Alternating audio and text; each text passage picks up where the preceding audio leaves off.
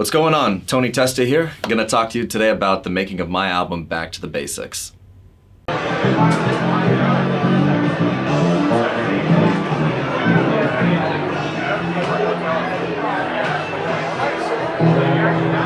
Awesome, yeah, so, being a musician here in South Florida, I've played in bands throughout my life, played different instruments, and I've recorded a couple albums, which each group I've played with, right? So this album, Back to the Basics, was like my first ever Tony Testa album. And it's not easy putting out an album as an independent artist on your own, and that's kind of what I wanted to dive into, just to reflect maybe some of the trials and tribulations an artist goes through, just having no support other than their own, right? This is like I had just graduated college, I was still playing in a band, almost full-time. We were gigging 3 nights a week. Pandemic happens, so everything shuts down, right? Venues are closed, we're not able to gig and perform. And obviously the entertainment industry, the service industry just took a big hit. So the studio I'd worked with over the years, they put on this, I guess it was a promotional thing, to where they were gonna give the opportunity for local bands and artists to kind of win some free recording time. And the way to, I think, maybe get that opportunity was they just announced, hey, if you're local, you want some free recording time, just make a video talking about why you deserve it, why we should give you this opportunity. I was seeing online a lot of bands and artists I know were like, oh, no longer gigging, need this opportunity. I was just kind of seeing the same thing in each video. There's no creativity to it. It's just like someone saying it, be me. So I ran it by a friend of mine who's a creative individual. We thought it would actually be something entertaining to put together, like an actual concept of video that's not me like begging for studio time, but just like me being me. And what we had come up with was he had just gotten like a 1983 Stanza, I forget, it's an old 80s car, super retro looking. He had just gotten it, and the idea was I was gonna drive it around, and throughout the video, it was like a 2 or 3 minute video, I was gonna wardrobe change, play an instrument, and then throughout the video, I'm actually driving to the studio, where the end shot is panning out. It's me standing in front of the studio, like with a CD, like, help me record my album. And the guys at the studio thought it was hilarious. And so they're like, all right, you get it, Tony. They'd known me, so it kind of worked out. So I'd won some studio time, and I was like, all right, now's the time to do it. Pandemic, all this downtime, I've won some hours, like, let's make it happen. I had a handful of originals that I'd had in the back pocket for a while, let's just say. And I was thinking, well, what is my first album gonna be? Should I just use all the studio time to really polish 1 or 2 singles, or should I just go for it, live album, and throw on music that like really represents me and my influences? And I thought that was just like a much better idea for like the first thing I put out as my own solo Tony Testa thing. So I had to come up with the songs that I'd play on the album, right? I had 4 originals, 4 covers in mind, and the next step was gotta find the players, right? This is gonna be a live recording, live studio album. I knew I wanted to get it filmed. I knew I wanted to feel very organic and just take a couple takes full band and just roll with the best one, right? In order to do that, you really need a certain level of musicianship and skill level to be able to do that within a studio.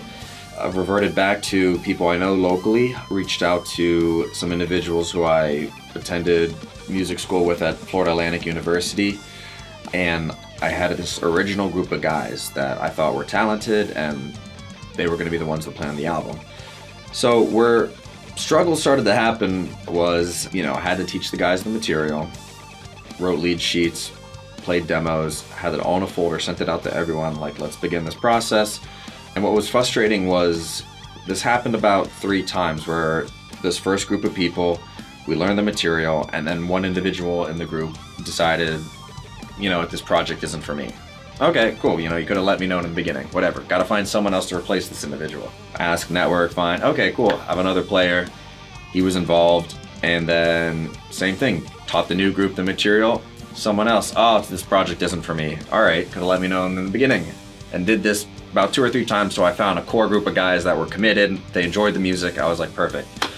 I can't tell you how long we rehearsed for, just because of, again, all those replacements, but the whole project itself took about 2 years, right? From the moment I just talked about to actually releasing the album and the show. You know, the next step was have the core group of guys.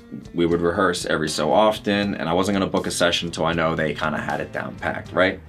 Once we got to that point is when I booked the studio session, and the idea was, again, live album feel. We're gonna go in there, a couple takes.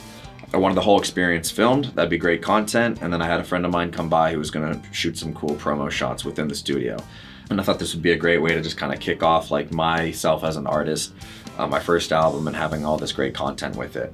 Some other struggles that were going on around that time was right as the studio date was approaching, I had torn my Achilles playing basketball around that time. So, you know, now I'm in a cast. Career-wise was difficult because, as mentioned earlier, I was playing in a band almost full time where we were gigging, and things just stopped due to the pandemic. Once everything kind of reopened, I had already ended up picking up a 9-to-5 job that was trying to maintain, you know, ends meet.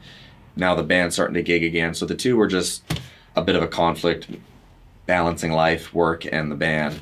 And sure enough, I tore my Achilles playing basketball. So that just like eliminated the gigs. So much time had gone by that unfortunately the band had kind of kicked me out. There were some other creative differences. But now I'm in this position where I'm working this 9-to-5 that I'm not really that crazy about. I'm in a cast, torn Achilles, right? And the date's coming up. So I was like, we gotta stay focused, stay committed. The boys were all in, the studio was all in. So we had the session, and I think it was like a 8 or 10 hour day of us like, let's use, you know, our time wisely. All the guys playing, they have other commitments. It was hard enough to get one date committed, you know what I'm saying? So we had gone in there happy with how they played. They had a great time, happy with the studio. They enjoyed the music, but we were able to knock it out, everything. You know, we'd play a couple takes of each, be like, that's the one, that's the one, that's the one.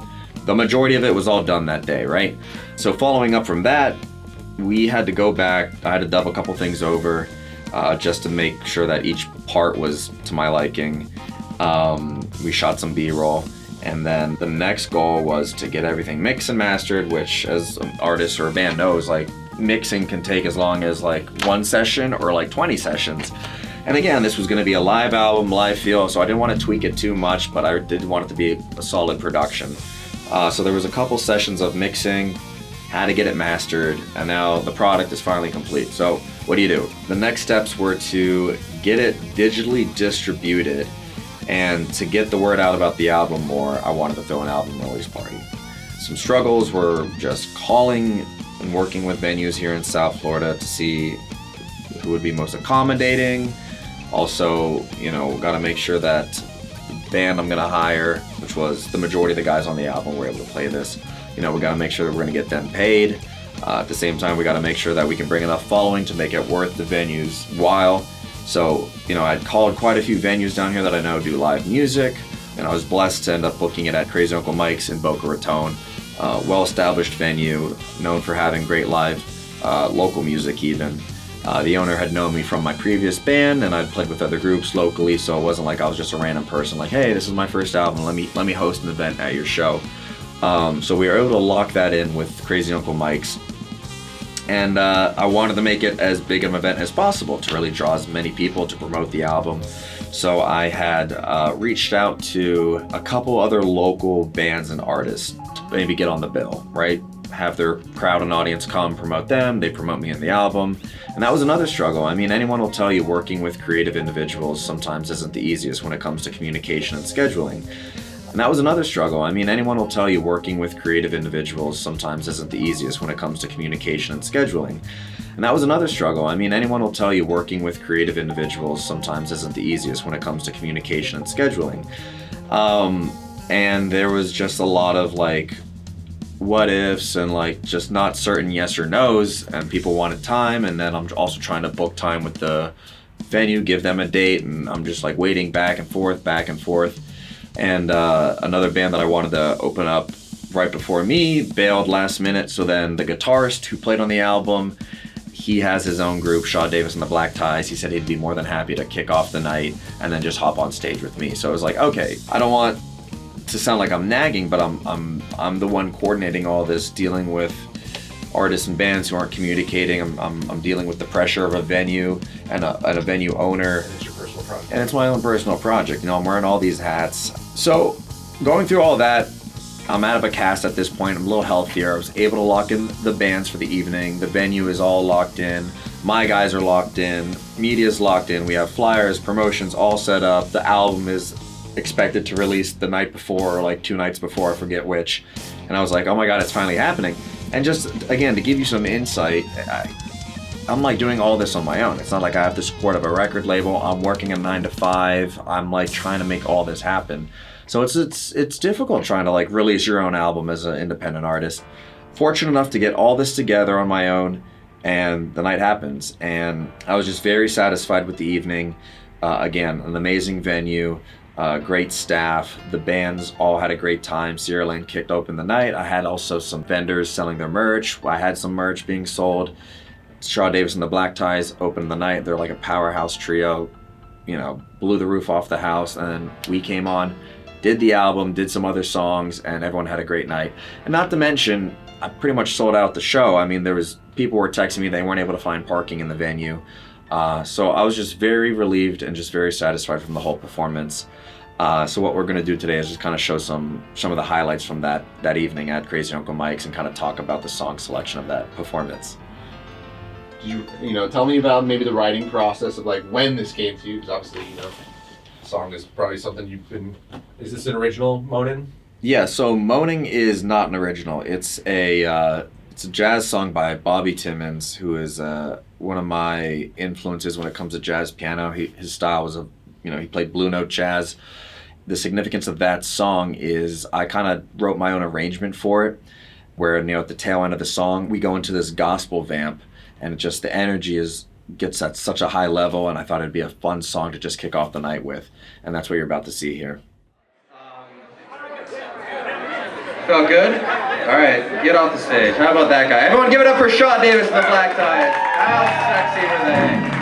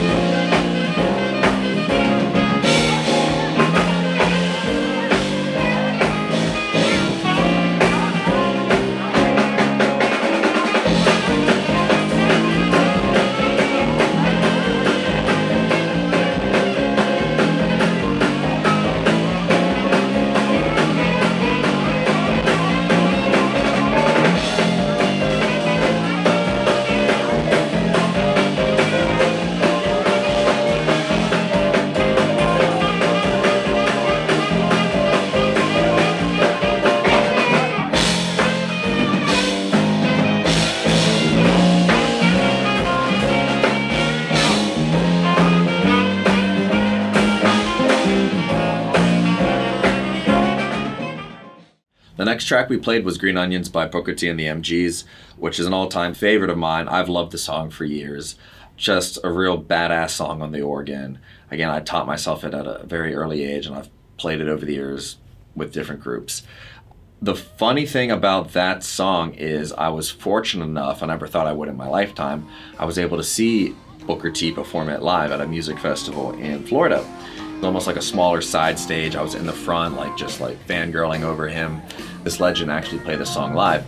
You know, I'd been drinking and partying at this festival for a day or two, and I'm witnessing this. And Booker, he actually came down to the side where he had his merch set up, and he was meeting and greeting fans. You could just walk right up to him, buy a CD or whatever. I'm like, I gotta meet the guy. So I'm waiting in line. I approach him, and I was so excited. And I'll never forget, I was so embarrassed. I had came up to him and I said, Mr. Washington, I'm such a fan. And he's Booker T. Jones, not Booker T. Washington. Booker T. Washington was an educator back, I can't even tell you what era, and he corrected me, and I just felt so silly that this person I've always been inspired by, I got his last name wrong. So, but I did get him to sign my the shirt I was wearing, so I have an official signed Green Onions by Booker T and the MG shirt. Yeah.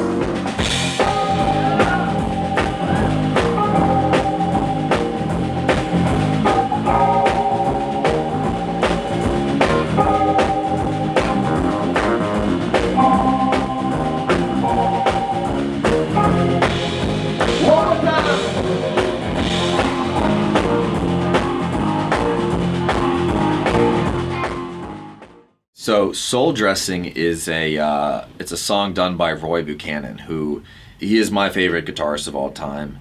He was first introduced to me by my father. My father had seen him a couple of times back in the day from Pittsburgh, and he always told me, you gotta listen to this guy, Roy, you gotta listen to this guy, Roy. His music's amazing, his guitar playing is, arguably better than Jimi Hendrix, right? He's considered one of the greatest.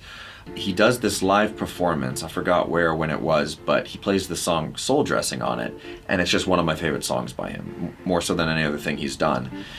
Funny enough, I have a good friend of mine who, here in South Florida, we hang out at a local kava bar. My friend has always known about Roy too, and mentioned to me one day that he knows his manager from back in the 60s and 70s, and I said, that's crazy.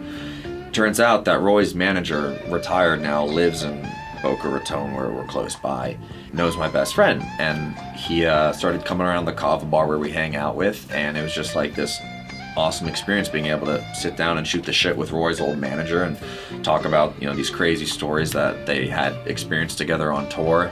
And the sad thing is Jay had actually just passed away about a week ago, so it's very special to me that Jay had came out to this album release party and was able to see me perform this song, and this was actually the last live music that Jay got to see. So to me, that was just a very special moment. That is. Yeah.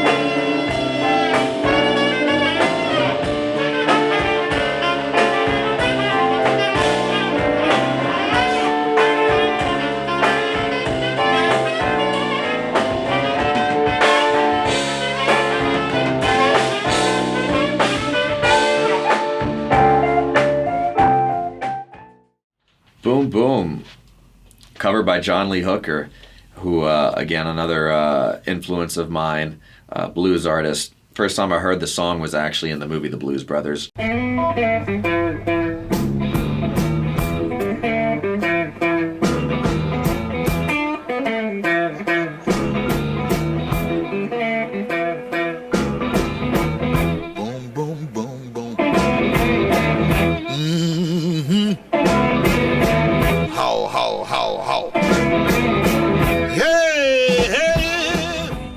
Yeah, so there's this scene in the Blues Brothers where they're driving through this town in Chicago, kind of reflecting maybe some of the urban areas. It almost looks like a flea market, right? They're selling handbags, cooking food out in the grill. There's just a lot of people walking by.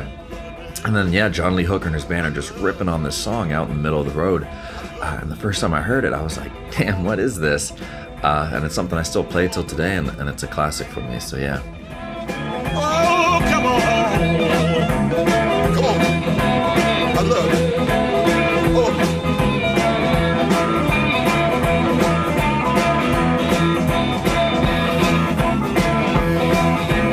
Mannish Boy, I don't know what that means. covered by Muddy Waters, who, again, another great blues influence of mine. The song just depicts what a man is, and the lyrics are very corny and cliche, and the song just stays on the one the whole time, and it's something that, even if you don't listen to blues music, you hear that intro come in, do do do do do, you're gonna know the song. Yep.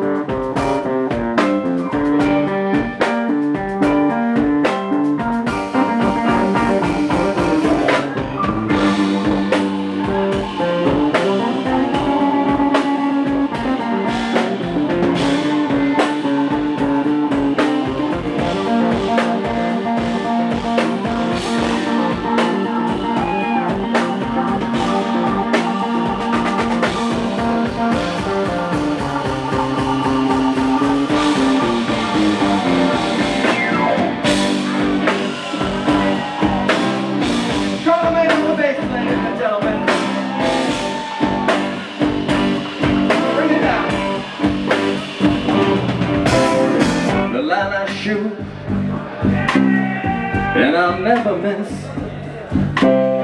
Wanna make love to you, girl. I'll never miss. I think I go down to old Kansas too. Gonna bring back my second cousin, a little Johnny Conqueror.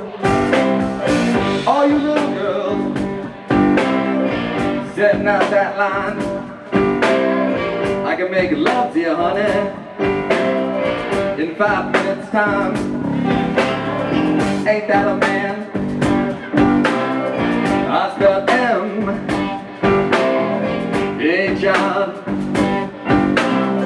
N. That mean Mannish Boy, no B. Oh, John. Why? I'm a man. I'm a man. I'm a full-grown man. I'm a rolling stone.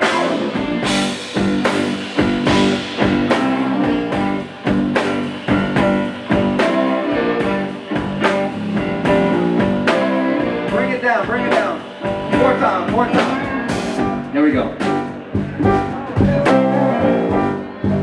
You ready for the turnaround? Here we go.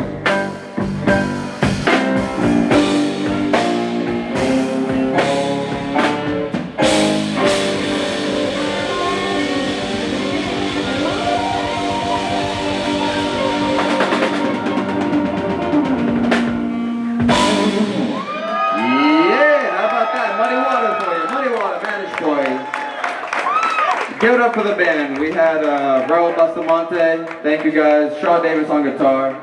We got Fonzie on the drums and Charlemagne, he had a little bass solo there. How badass was that? Everyone give it up for the band, guys. Give it up for the band. I had to throw that one in the mix. How long were you thinking about these songs? You know, these are songs like that you grew up with, you know, childhood songs, maybe teens, coming of age songs. Like some of these you probably had in your mind. You know, you developed them and made them your own. But you know, how far back do some of these songs go? Probably high school. You know, when you first kind of start figuring out what you like. You know, as a person. Exactly. I started to explore different genres of music, not so much listening to what everyone else was listening. I started to stray away from classical music, and once I started hearing blues and jazz, I was like, that stuff's way cooler. And then that's when you start exploring that, you find these artists, and then you just, learning that at an early age has just kind of followed me to this moment in my life. It's kind of like a respect thing, these people you looked up to for a long period of time, because of all the work that they put in. Yeah. I want to do the same thing, but you're doing it Tony's way as well. Yep. Mind games. That was an original that I had written early on. Kind of talks about, maybe some heartache of, this individual who has a significant other that he knows is just fooling around, is messing around. I've kind of explained these lyrics to some people before, and they've always thought like, oh, who's the girl? Who's the one that you're writing about? And it's not about anyone specifically. It was just more so I wanted to write something that people could relate to, because I think we've all been in a position where, we're into somebody and maybe they're not exactly reciprocating that, or perhaps doing something else that would make us upset.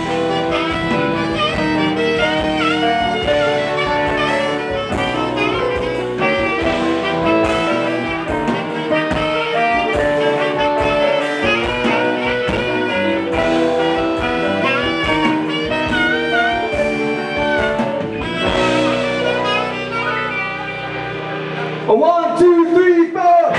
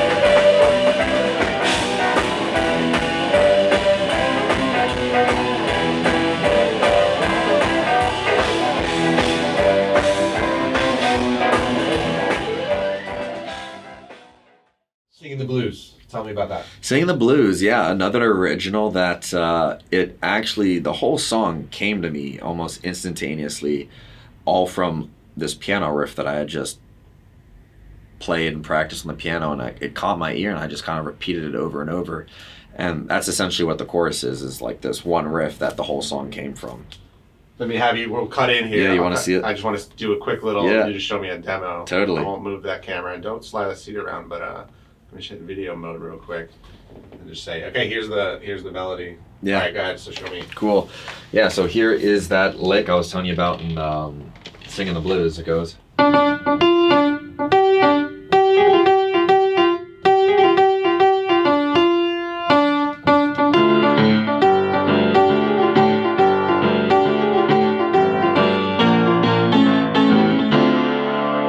it was that.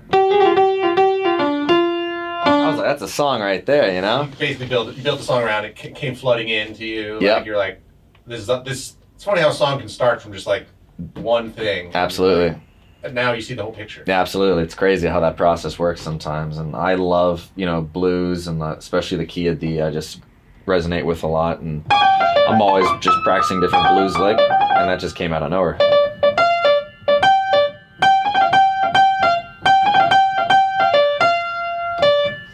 It's got a swing too,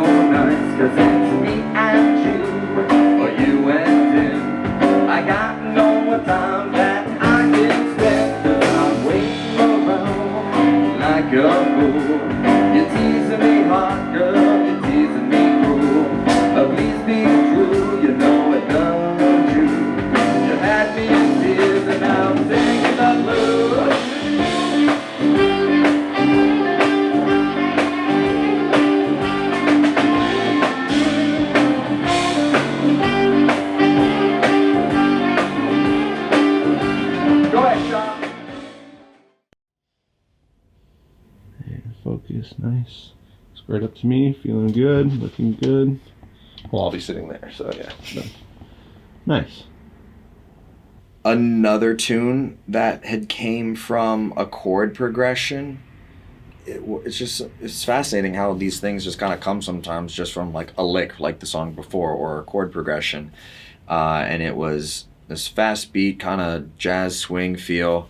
And I try to take the listener to a different era. You know, the first line is the cats and I go cruising through Old Town Harlem Avenue, like thinking the big band, like Prohibition times. And it has a chorus. It's almost like a chant chorus, you know, throwing a little scat, just something catchy. And it's, again, a song I've played over the years and loved dearly. And I think it's a great representation of the music that has inspired me. Yeah, that was a fun one. I can hear it now in my head. It's very...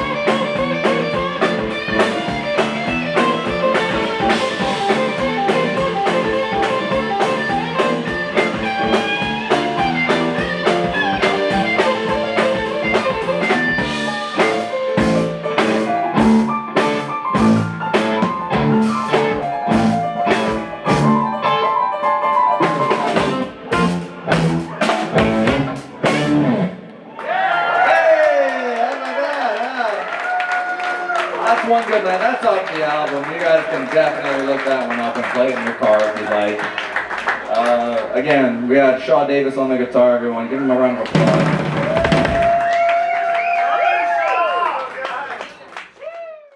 Yeah, Now or Never.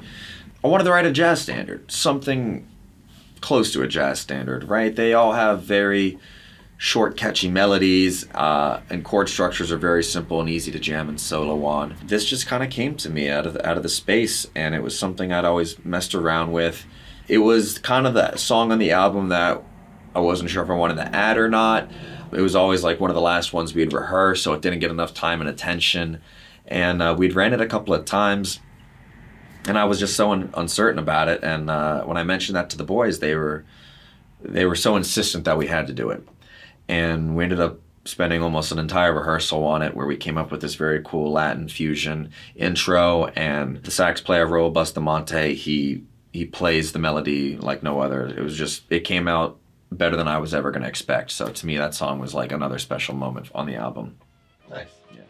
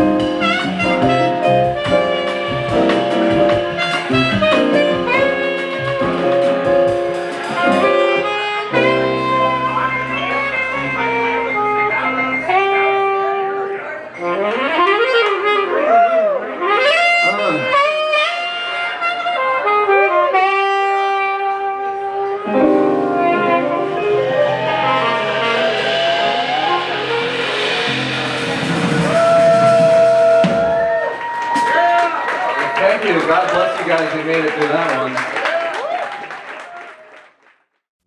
So what would be, what do you want people to take away from this album? You know, it's the first one. Hopefully more, many more to come. Yes. But yeah. What do you want people to take away from this album? Sure. Yeah.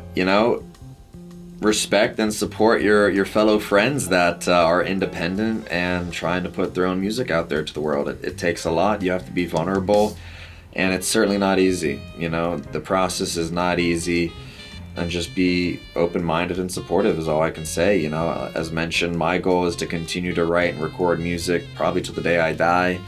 It's part of me. It's what I love to do. I think moving forward, as much as I love jazz and blues, and as much of my influence comes from those genres of music, I've been writing a lot more, I guess, funkier, more pop, more commercial, I should say. I'm not the biggest fan of modern day pop, but more funky, more commercial type music, just because a goal of mine would be to actually take some traction, have my music be listened by a wide audience. Not necessarily reaching for stardom or fame, but I would like my own music to have an audience of people who appreciate it. So my writing process more recently has been more funky, more commercial type. Yeah, it's a maturing process. Yeah, absolutely. What are your biggest takeaways in that sense? Just growth, yeah. No, good question. I'd say patience. Patience. Perseverance, yeah. Perseverance is big, and the whole process, it really reflects you as an individual, how well you're able to handle stress. I'm not saying this is going to happen to everyone, but there was just so many factors that just weren't in my favor, and I had to overcome those. I had to improvise. I had to accept certain things, and I'd say another thing that I learned was definitely, if things don't go your way, it's not worth getting upset at the situation or the individual that may have caused it, because that's just a waste of breath. That's a waste of energy. I think we should always be moving forward when it comes to our creative goals. So just staying focused, not letting what goes wrong get you upset and hold you back is something I definitely learned from this whole album. Yeah, I mean, I got a front row seat to this, and I have a ton of respect for you now, to get it done. Even because I even know just getting me to come do something is probably a pain. So we had a bunch of musicians together, have the studio time, have it all come together. It's a big project, dude. Yeah. And, hats off to you. Thanks. So yeah, Tony Testa signing off. Thank you guys for listening about how the album Back to the Basics came to be. Again, there will be some new music coming out in the future. You can follow me on Instagram, the Tony Testa. You can see all the footage from the studio, from the live performance on my YouTube channel. Again, the Tony Testa. Please give me a follow. All your support means the world to me. You'll be able to help me, motivate me, to keep me striving to create more videos and music for you all. So thank you, and peace out.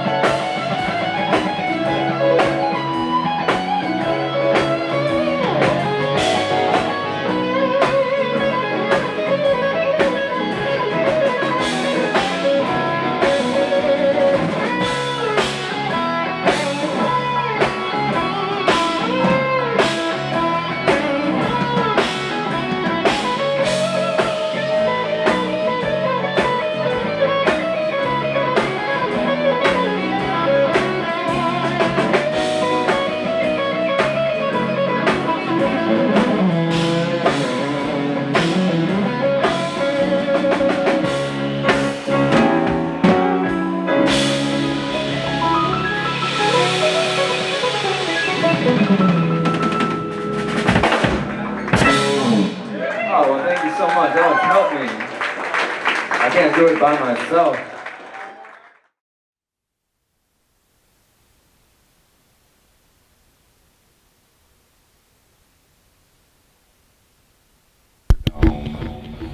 This is the Thunderdome. Sweet. And that's all folks.